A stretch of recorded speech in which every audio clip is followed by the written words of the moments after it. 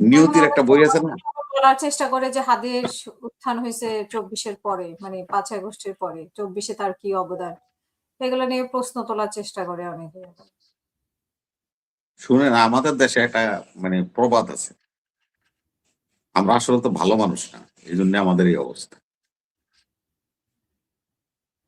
চা দোকানে বসে আমরা রাজনীতি করি তো, tea stall party, tea stall politician, ওই ক্যাটাগরিতে যারা রাজনীতি করে ওদের মুখ থেকে এই ভাষাই পাবেন, ভালো কিছু পাবেন না।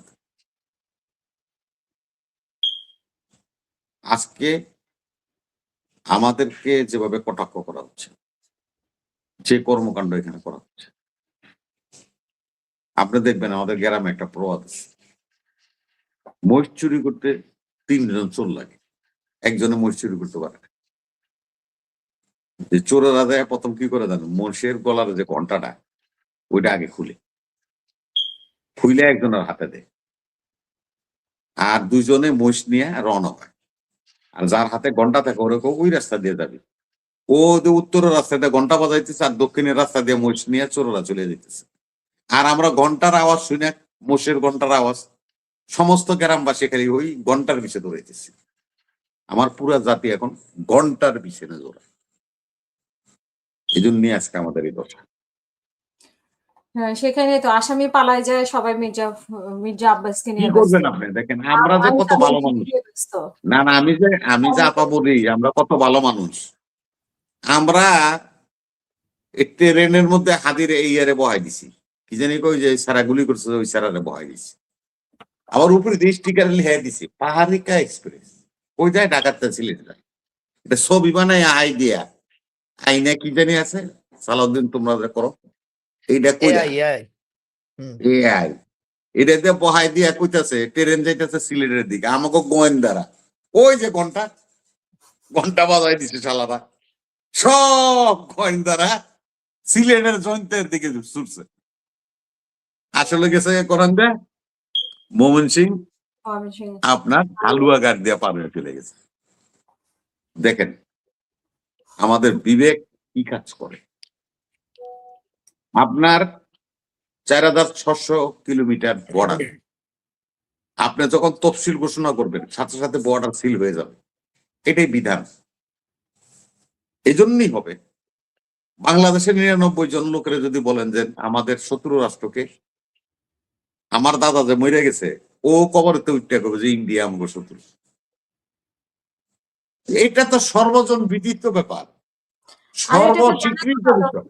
পরে অনেক কিছু হতে পারে, এটা তো অনেক আগে থেকে কথা। তারপরে ওর উপরেও তো অনেক থ্রেট আসছিল, সো এটা তো নেওয়াই উচিত ছিল।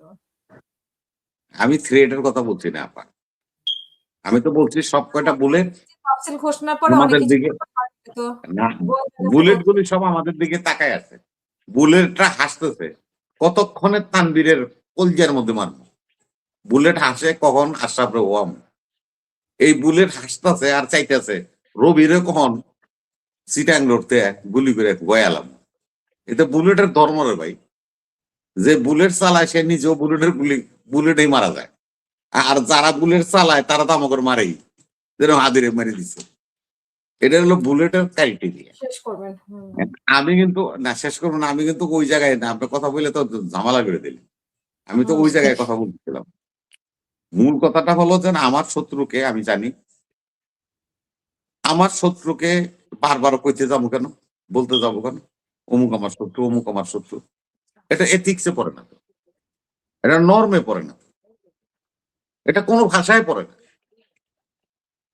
আমি আমার শত্রুকে আইডেন্টিফাই করতে হলে কি করতে, চুপ করে থাকতে, শত্রুরে চারদিক দিয়ে ঘের দিব জাল দিয়ে, দৈরা তার দৈরা মাজা ভেঙে দেব, আমার কাজ হলো এইটা। আমি সব দুয়ার খুলে রাখতাম, ওই যে একটা গান আছে না, সব দুয়ার খোলা, সামিন ইয়াসমিনের একটা গান আছে না। তো এখন আমরা সব দুয়ার খুলে রাখছি, এখন ইচ্ছা মতো ৮০ জন ঢুকে, ৯০ জন ঢুকে, ২২ জন যায়, ২ জন যায়, যাইতেছেও আইতেছে।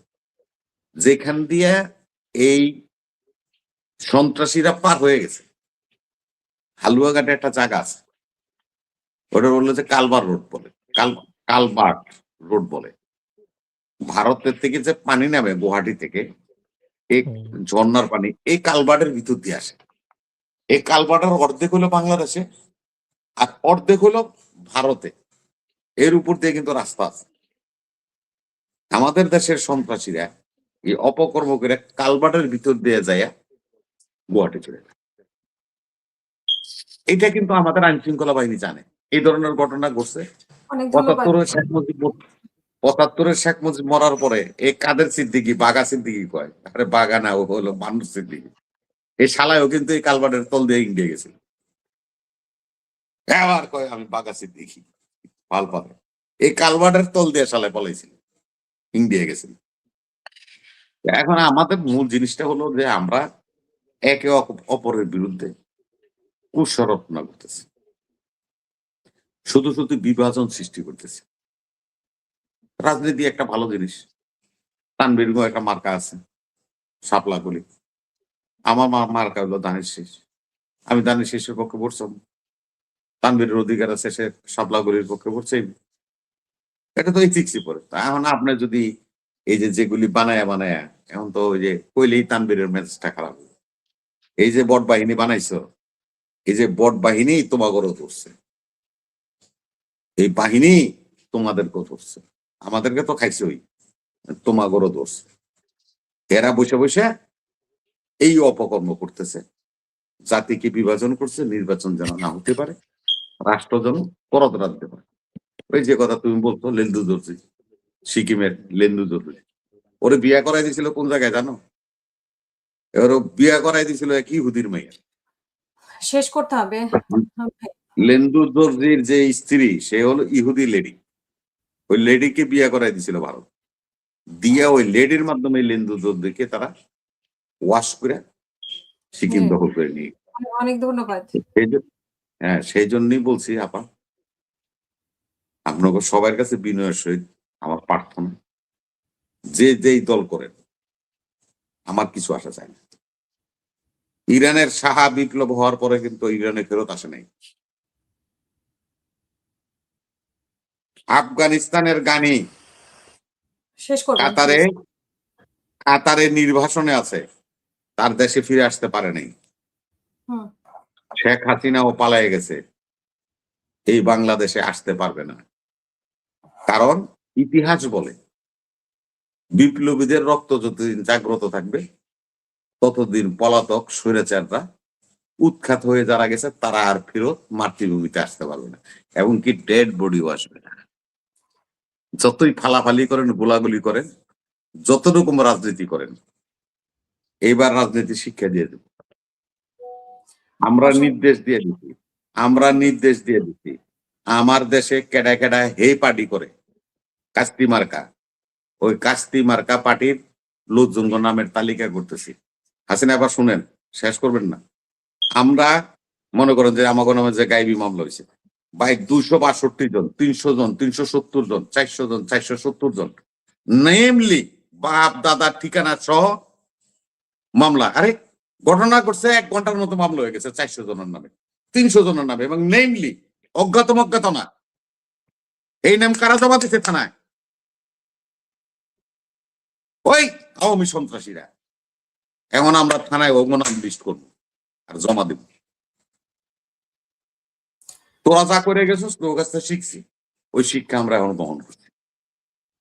তানভীরকেও আমি কবো না, তানভীরদেরকেও বলবো তাদের পার্টি, ওই হাসনাত আমার বাতিজা, সার্জিজ আমার বাতিজা, তোমার আমার নারায়ণগঞ্জের যে আহ্বায়ক সে হলো আমার বোর্ড ছোট ভাই আব্দুল্লাহ আলমী। আমি তোমাদেরকে অনুরোধ করবো, তোমরা লিস্ট করে থানায় দাও, এসপি রে দাও, দিয়া ওদেরকে শুদ্ধ অভিযান করো, নাইলে ভাই বুলেটের থেকে বাঁচতে পারবো না। ওই জামাত কইয়া বিএনপি কইয়া কাইজা লাগাই দিতে পারো, কিন্তু বুলেট তোমাকে ছাড়বে না, আমাকে ছাড়বে না। ধন্যবাদ।